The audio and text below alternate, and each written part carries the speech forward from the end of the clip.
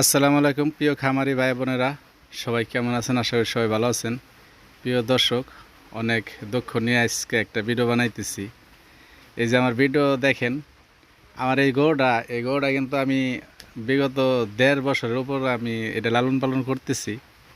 অথচ এই গরুটা বড়, একটা গায়ের চেয়ে অনেক বড়। তারপরও এটা বাচ্চা দিতেছে না। এটা ডাক্তার যাই দেখাই, এরা বলে কি এই গরুটা আরও বড় হইব, এই গরুটা এখনও বাচ্চা দেওয়ার সময় হয় নাই। তা এটা করলে কি সার বনি, এটা তো আমি বুঝতেছি না কিছু। আমার তো খুবই গরুটা আমার খুবই ভালো লাগে, তারপরও ধৈর্য হারা হয়ে যাইতেছি। তো সবাই আমার এই গরুটার জন্য দোয়া করবেন, যিনি আল্লাহ পাক এটারে বাচ্চা ধারণ ক্ষমতা দেয়। হ্যাঁ, এই গরুটা বিগত 1 মাস আগে এটা গরম হয়েছিল, এটারে বীজ দেওয়া হয়েছে। হ্যাঁ, পরবর্তীতে 1 মাসের ভিতরে এটার 3 বার বীজ দেওয়া হয়েছে। তাহলে এটা কতটা এটা কষ্ট দিতেছে আমাকে। তো তারপরে মন খারাপ করি না। আপনারা সবাই আমার গরুটার জন্য দোয়া করবেন। আমার এই গরুটা আল্লাহ চাইলে সব কিছুই সম্ভব। তো আপনারা আমার এই গরুটা দেখতেছেন, খুবই ভালো লাগে আমাকে। এই কারণে এই গরুটা আমরা লালন পালন করতেছি, মানে কষ্ট ছাড়াই। হ্যাঁ, তাই যাই হোক, আল্লাহর কাছে কোনো কিছুর অভাব নাই।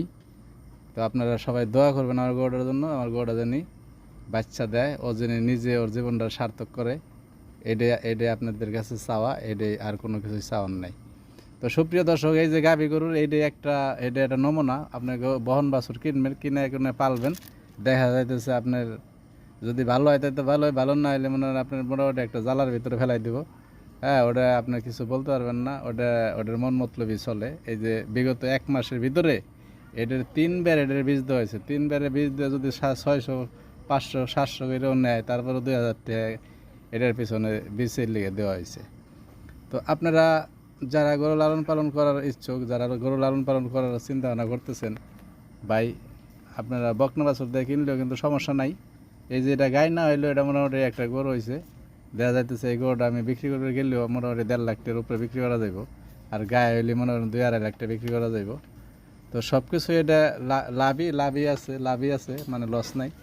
তো আপনারা দেখেন আমার গরুটা, এই গরুটা অনেক বড় হয়ে গেছে, কিন্তু গরুটা মহব্বতের কারণে আমাদের ঘরের ভিতরে রয়েছে।